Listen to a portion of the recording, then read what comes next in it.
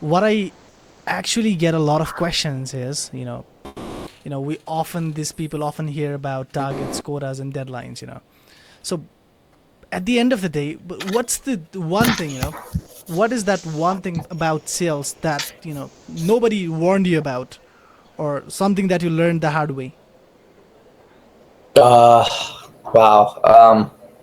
Something I learned the hard way.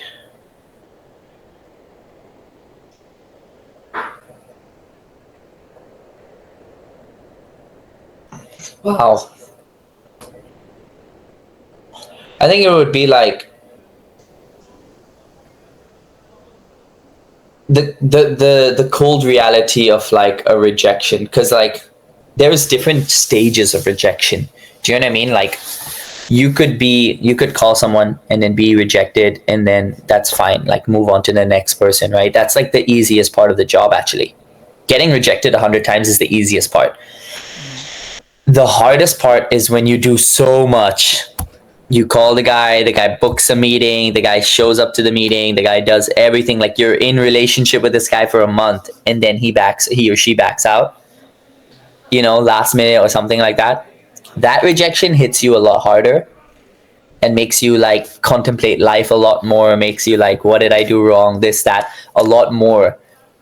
So there's different stages of rejection. And as an SDR, you first go through the first stage. You first go through people saying no over the phone. After you get that, you go through people saying yes over the phone and then saying no when you book when they do a demo. After that, you go through people saying no, saying yes over the phone, saying yes to the demo, and then in the end backing out. After that, wait for it, this gets even more crazy. After that, you go through yes over the phone, yes over a demo, yes to paying for the product. 6 months down the line, they hate you. And they're like, your product did Absolutely. not deliver, this, that happened, and it wasn't even our fault, it was their fault. Like, do you know what I mean? And the relationship broke. So there, some cold reality, hardest thing I had to learn is there is different stages of rejection in sales. And you just have to, even if you worked so hard the whole month and you had nothing, you just have to keep doing it. Like you just have to keep going, because you just have to believe that, hey, God is good and you're gonna get something. At least that's how I think. Like in the end of the day, I always think, oh, God is good, and like everything is good. Like everything will be good because He is good, and I have faith in Him. So everyone has their own like spiritual, like who they believe in, but in work especially.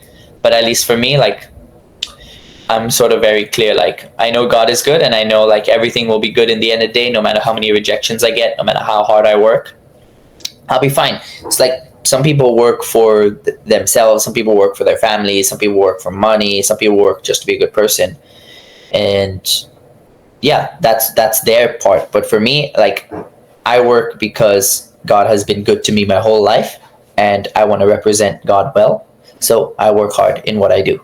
And so that means to say, if I fail in my work, that's fine. God pays my bills, He takes care of me. But if I succeed in my work, then I give praise to God. So that's sort of how I do it, at least, if that makes sense. Yeah, that definitely makes sense.